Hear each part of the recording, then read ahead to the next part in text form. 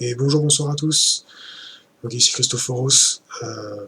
Donc ce soir, non c'est le soir, hein, voilà, le Saint-Esprit m'a poussé à prier, à faire ce petit partage. Ça fait un moment puisque je veux le faire, c'est sur qu'est-ce que la Bible exactement et de quoi elle parle. J'en ai déjà parlé, mais là je voulais vraiment approfondir et expliquer de manière concrète avec vraiment des supports concrets qu'est-ce que c'est exactement. Il faut que vous compreniez.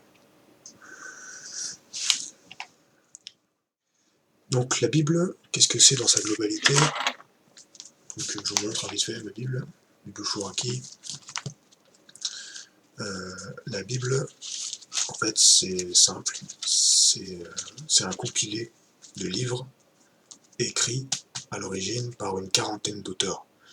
Là, juste avant de faire la vidéo, je les ai recomptés, hein, sans compter les livres apocryphes, les livres deutérocanoniques, parce que ça c'est la version André Chouraki. Il y a les livres qu'on appelle deutérocanoniques, qui ne sont pas la plupart des Bibles. Et bon, la Bible c'est environ 66 livres pour les livres canoniques.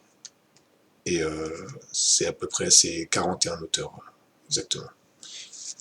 Si on compte bien, parce qu'en fait, il y a une incertitude sur le livre d'Hébreu, donc c'est 41 ou 42 auteurs. Voilà. Donc je vais vous montrer vite fait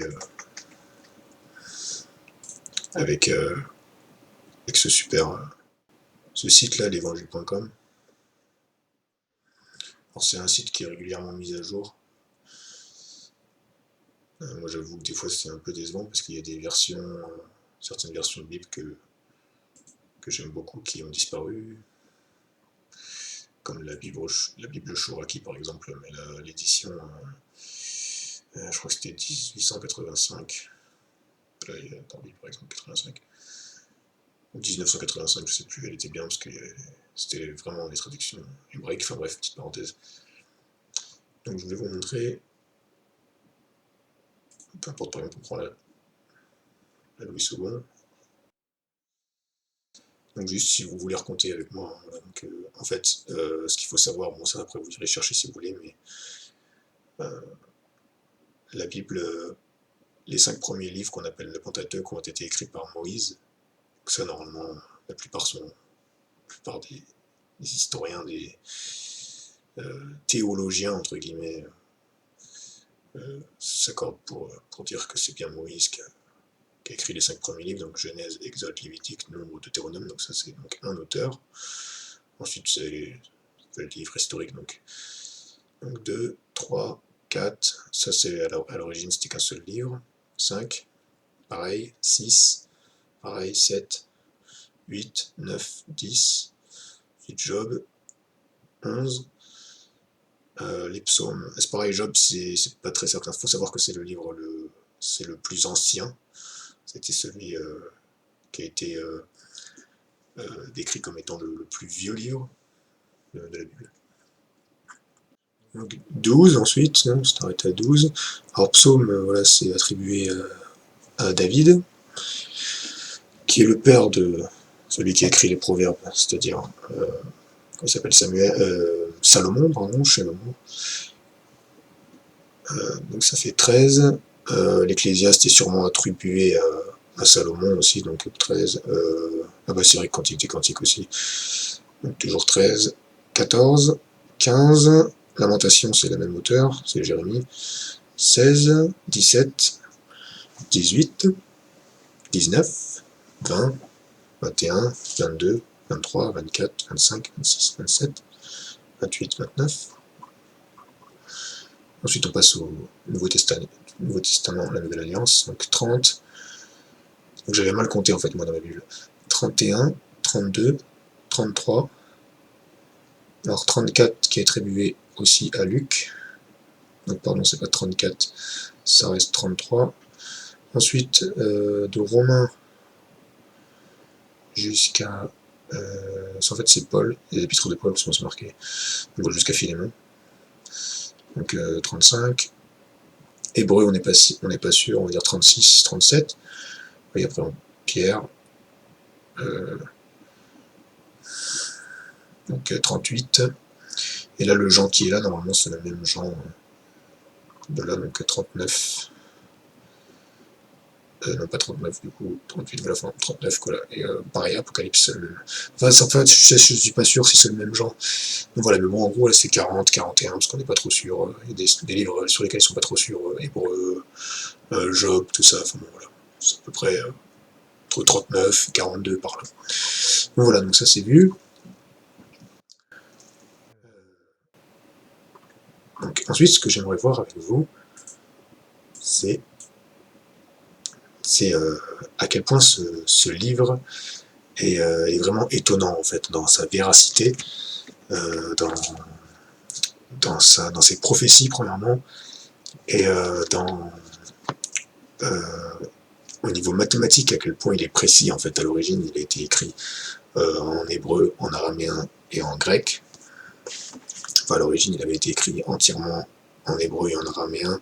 Ensuite déjà à l'époque de Jésus il existait, il faut savoir que l'Ancien Testament existait déjà entièrement en grec à l'époque, c'est la Septante, vous pouvez l'acheter, la Septante.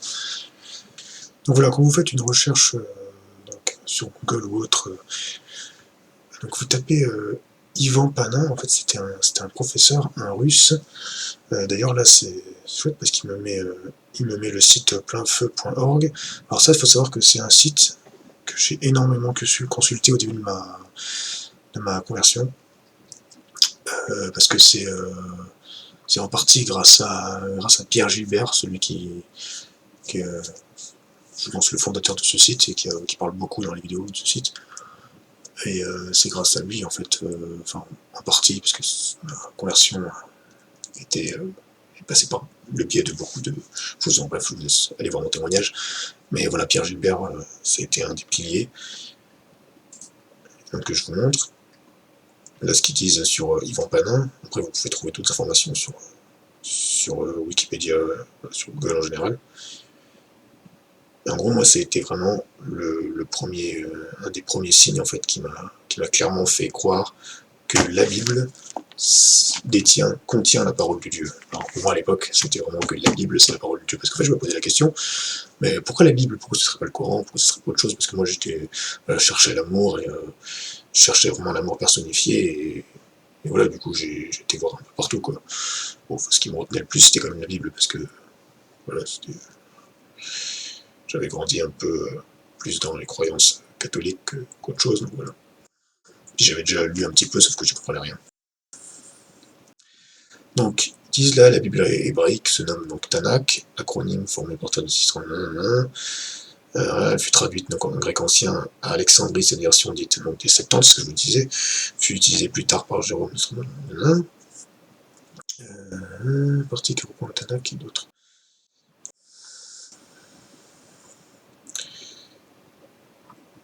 Alors voilà donc le découverte du professeur donc Ivan Panin sur la Bible. Alors son vrai nom en entier c'est pas Ivan Panin, hein, c'est plus long que ça. Donc les hommes de la Kabbale sont faits de l'activité qui consiste à interpréter la Bible, associant un code.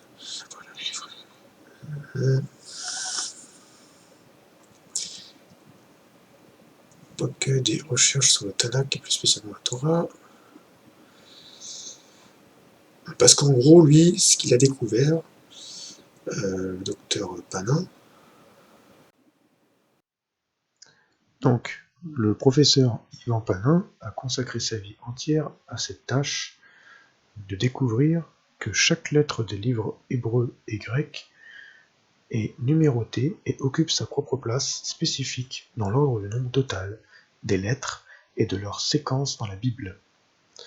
Les moindres variations étant voulues et dirigées par Dieu, étant donné que chaque lettre hébraïque et grecque comporte une valeur numérique. C'est ce qu'il pense, oui, c'est ce qu'il pensait lui. Les lettres sont utilisées comme chiffres dans ces langues. Chaque mot, expression, phrase et paragraphe correspondent à une somme arithmétique bien définie. Depuis sa mort, le Nobel Research Foundation, qui prit possession de plus de 43 000 pages de ses travaux manuscrits, a chargé les érudits hébreux et grecs de poursuivre son étude et de préparer un livre sur le sujet. Le docteur Ivan Panin a fourni des preuves scientifiques concluantes que la Bible ne peut être le produit de l'intelligence humaine seule. Cette preuve se retrouve dans les phénomènes numériques renversants, imbriqués dans la véritable structure des manuscrits hébreux et grecs. Le professeur Yvan Panin a démontré soit que chaque auteur des Écritures était un génie littéraire et mathématique sans égal, ou bien s'il écrivait sous la conduite et l'inspiration de l'Esprit Saint. Le professeur John C. Banks, un successeur émérite du professeur Yvan Panin, a de son côté fourni des évidences numériques du même genre. Alors, il faut savoir que si vous cherchez un petit peu, le professeur Yvan Panin, si je ne me trompe pas, il avait à la base, il a travaillé pendant plus de 50 ans, justement à déchiffrer comme ça la Bible, comme ça, les écrits bibliques, l'hébreu, l'araméen, le grec. C'était pour démonter la Bible à l'origine. Il voulait prouver que la Bible, c'était des bêtises. Et en fait, du coup, il s'est converti en fait pendant ses recherches.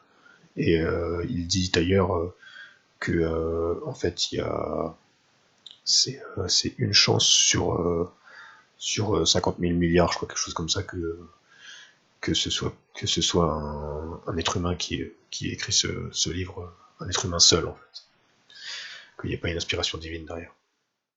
Ok, alors maintenant, si vous voulez donc plus de précisions par rapport aux travaux de professeur Yvan Panin, je vous conseille d'aller sur ce site, donc infobible.org, j'en avais déjà parlé, je pense.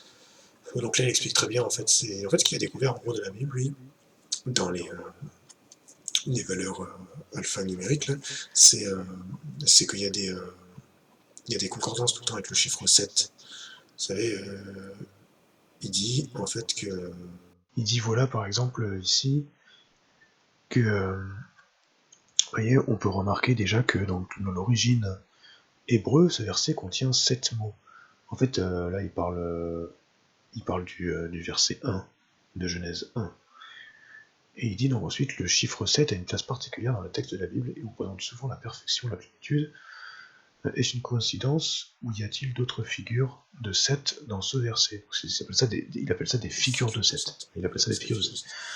Et donc, vous voyez, après voilà, je vous laisserai consulter le tableau, mais en gros, il a trouvé en fait tout ça en fait, 2701 figures de 7. Vous voyez par exemple là, dans ce verset, il y a que le nombre de lettres utilisées est 28, donc soit 4 fois 7.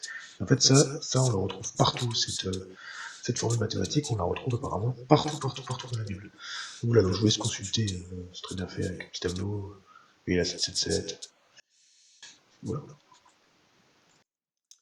Donc ça c'est pour le professeur Yvan Panin. Moi c'est vraiment lui qui m'a vraiment conquis en fait, hein. C'est vraiment à travers ses études que j'ai vraiment tout de suite cru, quand j'ai découvert à travers Plein Feu sur l'Orchestre, juste le site que je vous ai montré avant, cette étude-là, vraiment, pour moi, ça a été une conviction énorme.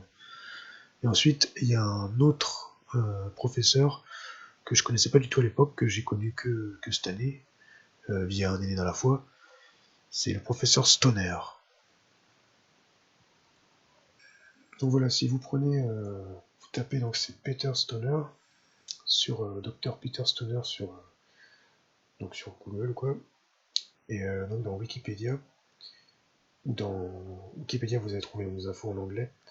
Et sinon, si vous allez donc sur ce site de dailyhatch.org,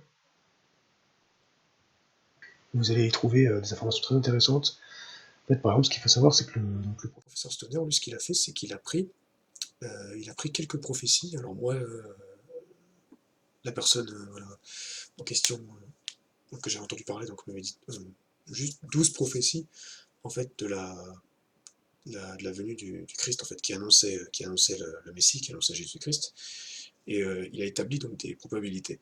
Par exemple, là, vous voyez, je vais vous montrer. Donc là, par exemple, il y a 8 prophéties. Donc ici, donc c'est écrit en anglais. Hein. Donc c'était la prophétie en fait où le Christ en fait devait naître donc à Bethléem. Donc ça c'est dans Micah 5.2. Micah c'est Michée. Population à Bethléem from time of Micah. Donc il dit en gros cette période égale cette. Les probabilités Donc voilà, vous avez en fait les probabilités à chaque fois. Donc 2,8 fois 10 puissance 5, etc., etc. Et en fait, si vous allez à la fin, là, il vous donne en fait le résumé que si vous faites l'addition en fait de tout ça, c'est juste 8 prophéties. Des prophéties de la venue de Jésus dans l'Ancien Testament. Il y en a, je sais plus, il y en a des milliers, je crois. Il y en a, je sais plus combien de milliers, c'est vraiment énorme. Enfin, vous chercherez, vous regarderez. Mais voilà, le chiffre, il est là, en fait. En fait, c'est 10 puissance 17. Ils disent où c'est un 1 avec tout ça, en fait. C'est tout ça, le chiffre, en fait. C'est un 1 avec 1, 2, 3, 4, 5, 6, 7, 8, 9, 10, 11, 12, 13, 14, 15, 16, 17 zéros derrière. Donc 88 billions. Enfin, voilà. Ça c'est 88 milliards de prophéties. 8 prophéties. Donc oui, que ce serait soi-disant un accident en fait. In the life. Dans une vie, la vie d'une seule personne. Donc la probabilité donc, est de 10 puissance 17. Voilà. Donc un 1 avec 17 zéros derrière. C'est vraiment un truc de malade. Voilà, et là c'est juste sur 8 prophéties. Parce qu'en fait, ce qu'il faut savoir, mes amis, c'est que la Bible, elle a pour but, premièrement, d'annoncer Jésus-Christ. On va juste finir en vous prenant un petit exemple avec 3 passages en fait de la Bible pour vous montrer concrètement à quel point en fait ce bouquin il est centré sur la personne de Jésus-Christ. Alors, on se prend 3 passages. Et quelques passages pour expliquer ces passages.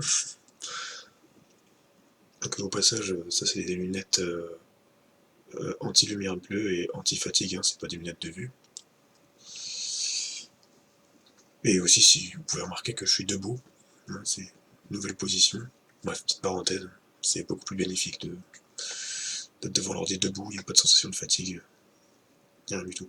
Donc on prend en premier, donc on va prendre ensemble donc ces nombres, chapitre 20, à partir du verset 10. Donc Moïse et Aaron convoquèrent l'assemblée en face du rocher, et Moïse leur dit: Écoutez donc, rebelles, est-ce de ce rocher que nous vous ferons sortir de l'eau? Puis Moïse leva la main et frappa 2 fois le rocher avec sa verge, donc son bâton. Il sortit de l'eau en abondance, l'assemblée but, et même le bétail aussi. Alors l'Éternel dit à Moïse et à Aaron: Parce que vous n'avez pas cru en moi, pour me sanctifier aux yeux des enfants d'Israël, vous ne ferez point entrer cette assemblée dans le pays que je lui donne. Donc ensuite, je vais vous montrer un autre passage. Et en fait, ce que je vais vous montrer là, c'est que vous allez voir que ces passages-là, à première vue, n'ont aucun rapport les uns avec les autres. Ensuite, on va prendre le passage, donc ce fameux passage où il est dit Tu es Pierre et tu sers de Pierre, je bâtirai mon église. Donc on prend juste le passage là, donc à partir du verset 17 là, donc c'est dans Matthieu. C'est Matthieu 16, versets 13 à 19. On va prendre juste au verset 17 là. Donc Jésus, reprenant la parole, lui dit: Tu es heureux, Simon, fils de Jonas, car ce ne sont pas la chair et le sang qui t'ont révélé cela, mais c'est mon Père qui est dans les cieux. C'est quand il lui a dit qui dis-tu que je suis, etc. Donc il lui dit toi tu es le fils de l'homme, bref, le fils de Dieu. Et moi je te le dis, donc que tu es Pierre, et que sur ce roc, on verra l'explication après, je bâtirai mon église, et que les portes du séjour des morts ne prévaudront point contre elle. Voilà donc deuxième passage. Et maintenant on va prendre le troisième passage dans Hébreux. Donc c'est dans Hébreux 1 à partir du verset 1. Il est écrit: Dieu ayant anciennement parlé à nos pères par les prophètes à plusieurs fois et en plusieurs manières, il nous a parlé en ces derniers jours par son Fils. Mais qui c'est ce Fils? Qu'il a établi héritier de toutes choses, et par lequel il a fait les siècles, et qui étend la splendeur de sa gloire, et l'empreinte de sa personne, et soutenant toute chose par sa parole puissante, ayant fait par soi-même la purification de nos péchés, s'est assis à la droite de la majesté divine dans les lieux très hauts, étant fait d'autant plus excellent que les anges, les messagers, qu'il a hérité d'un nom plus excellent que le leur, car auquel des anges a-t-il jamais dit « Tu es mon fils, je t'ai aujourd'hui engendré ». Ça, il cite le psaume 2 ici. Et ailleurs, je lui serai père, et il me sera. Donc je serai pour lui un père, et il sera pour moi un fils. Ça, C'est 2 Samuel 7,14. Voilà. Et il dit quant au Fils où Dieu ton trône demeure au siècle des siècles et le sceptre de ton royaume est un sceptre d'équité, etc. Bref, tout ça en fait il cite des passages dans ce testament. Je vous laisserai aller voir. Donc voilà, donc à première vue en fait ces passages-là, en fait, de manière naturelle comme ça, si vous connaissez pas en fait la Bible, si vous n'avez pas la révélation de Jésus-Christ, vous pouvez pas comprendre en fait ces passages. Vous pouvez en tirer tout et n'importe quoi. Donc je vais vous montrer par exemple donc, que Nombre 20, ici quand on vous parlait du roc, on parlait bien de Jésus. Parce que ce qu'il est écrit, Moïse leva la main et frappa 2 fois le rocher avec sa verge, et il sortit de l'eau en abondance. L'assemblée but, et le bétail aussi. D'accord. Et maintenant, si vous allez voir dans... Maintenant, si vous allez voir, je disais dans Jean 4, à partir du verset 10, on va prendre, je vous invite vraiment à relire tout ce passage avec la Samaritaine. Donc, en fait, Jésus il lui répond, si tu connaissais ce que Dieu te donne, en fait, le don de Dieu, donc, qui est lui-même, hein, et qui est celui qui te demande à boire, c'est toi qui lui aurais demandé de l'eau, et il t'aurait donné de l'eau vive. La femme répliqua, Maître, tu n'as pas de seau, et le puits est profond. Comment pourrais-tu avoir cette eau vive? Elle dit, notre ancêtre Jacob nous a donné ce puits, et il a bu lui-même de son eau, ses fils et ses troupeaux en ont bu aussi. Penses-tu être plus grand que Jacob? Jésus lui répondit, quiconque boit de cette eau aura de nouveau soif. Il dit, mais celui qui boira de l'eau que je lui donnerai n'aura plus jamais soif. L'eau que je lui donnerai deviendra en lui une source d'où jaillira la vie éternelle.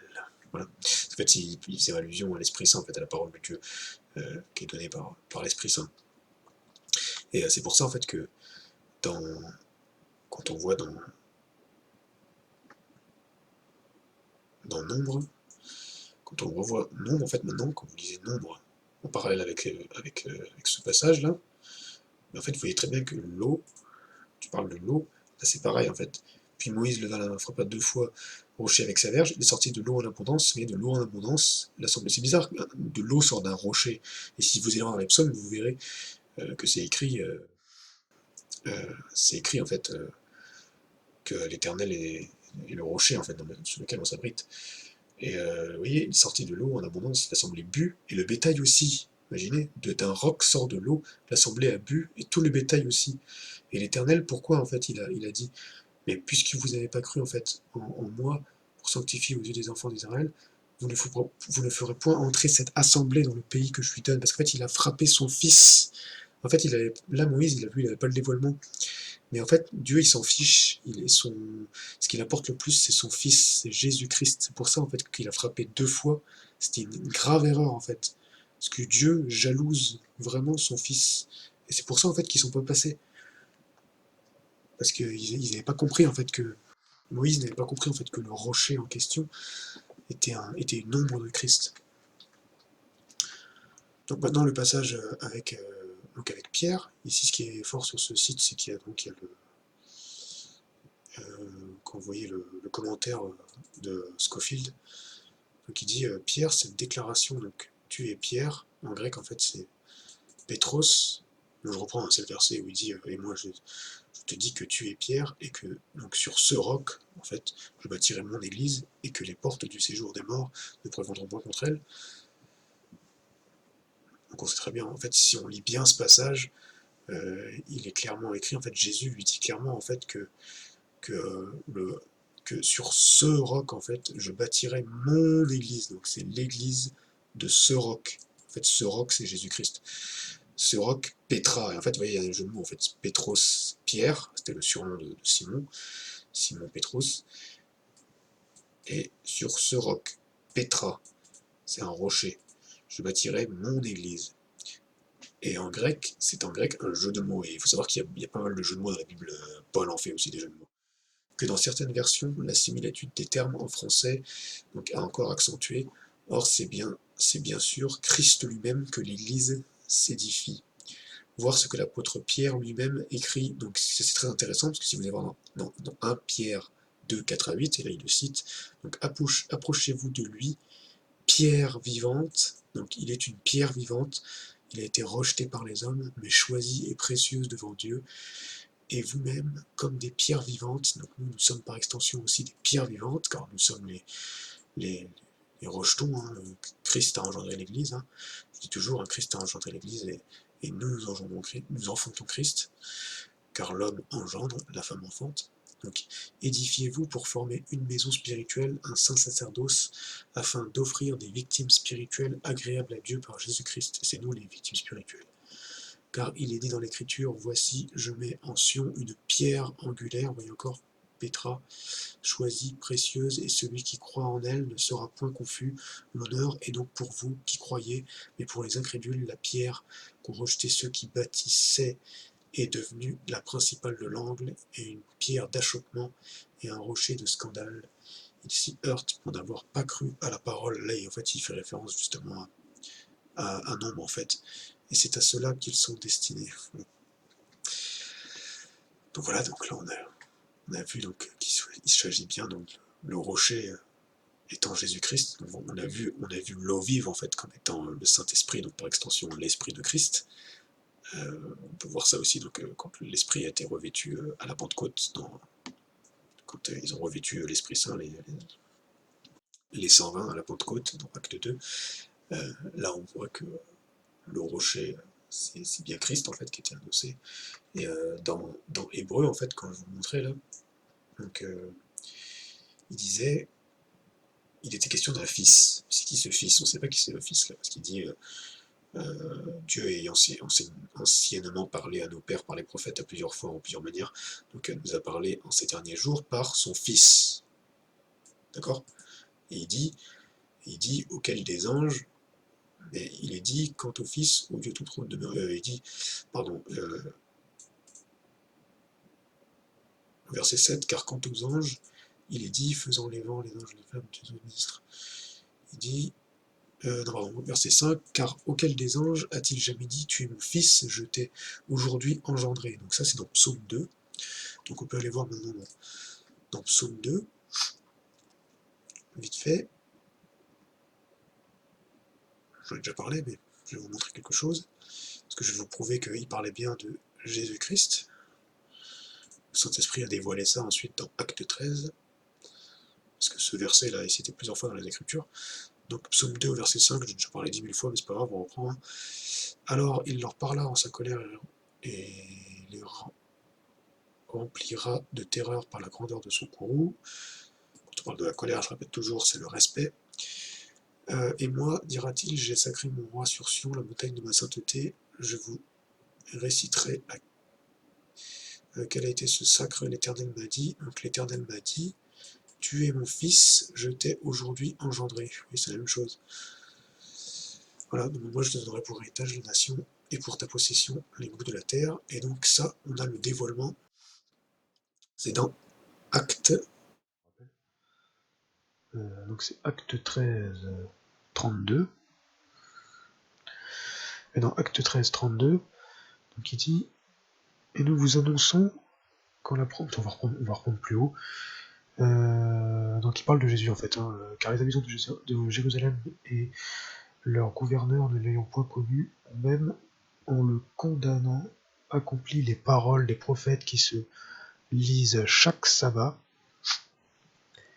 et quoiqu'ils ne trouvassent rien en lui qui fût digne de mort, ils prièrent Pilate de le faire mourir, et après qu'ils eurent accompli toutes les choses qui avaient été écrites de lui, on l'ôta du bois et on le mit dans un sépulcre. Mais Dieu, mais Dieu, écoutez bien là ce qu'il dit là, mais Dieu l'a ressuscité des morts. Et il a été vu durant plusieurs jours par ceux qui étaient montés avec lui de Galilée à Jérusalem, qui sont ses témoins devant le peuple. Et nous vous annonçons quand la promesse qui a été faite à nos pères, ok, les prophètes, que Dieu, il a accompli envers nous, qui sommes leurs enfants, qu'il a accompli quand, à l'époque là, envers eux, en ayant suscité Jésus, selon qu'il est écrit au psaume second. Je sais pas pourquoi ils disent suscité, d'autres versions disent ressuscité. Au verset 30, là, 8 secondes 10, il dit mais Dieu l'a ressuscité des morts, il est apparu pendant plusieurs et nous avons annoncé cette bonne nouvelle que la promesse faite à nos pères, donc Dieu l'a accomplie pour nous leurs enfants en ressuscitant Jésus selon ce qui est écrit dans le psaume 2e, donc le psaume que je vous ai cité, tu es mon fils, je t'ai engendré aujourd'hui. Donc voilà, donc le fils en question, c'était bien Jésus. Et en fait, vous pouvez aller voir comme ça, partout comme ça dans la Bible, prenez, c'est partout comme ça, le serpent d'airain qu'a élevé Moïse. Jésus nous dit que voilà, que c'est lui en fait, que il dit de même que le serpent d'airain a été élevé au désert, de même le Fils de l'homme doit être élevé au ciel. Donc c'était quand ça montait sur la croix, et il est écrit que c'est à la croix qu'il a vaincu. Voilà, si vous prenez par exemple Psaume 22, David prophétise, en fait, il a écrit un psaume, carrément le psaume 22, où en fait il est comme en état où il vit en fait les souffrances de Christ des centaines d'années avant. Enfin, c'est même 1000 ans avant, parce que David c'est 1000 ans avant Jésus-Christ, où il décrit exactement en fait les souffrances du Seigneur sur la croix. C'est vraiment un truc de dingue, allez voir psaume 22. Enfin, voilà, et en fait c'est tout partout comme ça. Et voilà, et donc là c'est juste dans l'aspect vraiment purement littéraire, hein, que je vous ai montré. Enfin, là je vous ai montré quand même, il y avait des petits exemples de langage divin. Et, mais vraiment, la Bible, déjà on a vu déjà rien que dans, juste de manière littérale, de manière naturelle, terrestre, déjà elle est surprenante par la véracité de ses prophéties. Et on a vu 80, c'est 10 puissance 17, sur 8 prophéties seulement, 10 puissance 17 de chance sur une que ce soit accompli. Enfin, c'est un truc de fou. Voilà, et en fait, c'est vraiment important si t'as pas saisi en fait que la Bible, premièrement, c'est un livre qui annonce Jésus-Christ, a pour but en fait d'annoncer Jésus-Christ. Mais vraiment, pose-toi la question si c'était pas quelque chose à comprendre. Et si t'as pas vu mes autres vidéos, ben, va voir, parce que tu verras en fait que la Bible, c'est pas la parole de Dieu, mais la Bible, elle, elle est, comment dire, elle cache en fait, elle cache la parole de Dieu. La parole de Dieu est cachée dans la Bible. Et en fait, la parole de Dieu, elle est premièrement, elle est spirituelle. Parce que j'en ai déjà parlé dans d'autres vidéos, je te la mettrai par là en lien, euh, en lien, ou je mettrai voilà, sur les fiches. Que par exemple, si tu vois dans le jour 1, quand on est question du soleil, il est question du soleil, dans le jour 1, tu verras que, voilà, que par exemple, c'était pas le soleil qui est au-dessus de notre tête ou la lune qui est au-dessus de notre tête. Parce que le soleil n'est apparu que le 4e jour, et pourtant il est question déjà de jour à partir du premier jour en fait. Jour 1, jour 2, jour 3, et ensuite jour 4 vient les grands luminaires. Et d'après Psaume 136, on sait que ces grands luminaires c'était le soleil et la lune. Mais c'était le soleil et la lune célestes en fait. Parce que on peut compter les jours qu'à partir du soleil. C'est ultra logique en fait. Voilà.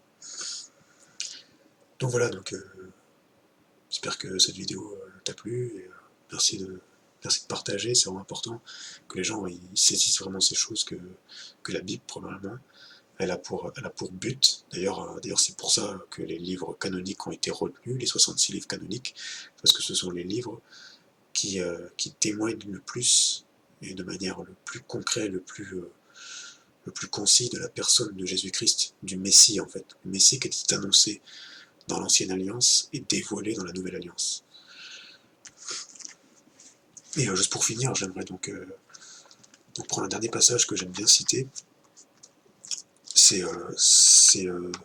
2 Corinthiens, l'épître de Paul, hein. C'est 2 Corinthiens, chapitre 3, à partir du verset 14 jusqu'au verset 17.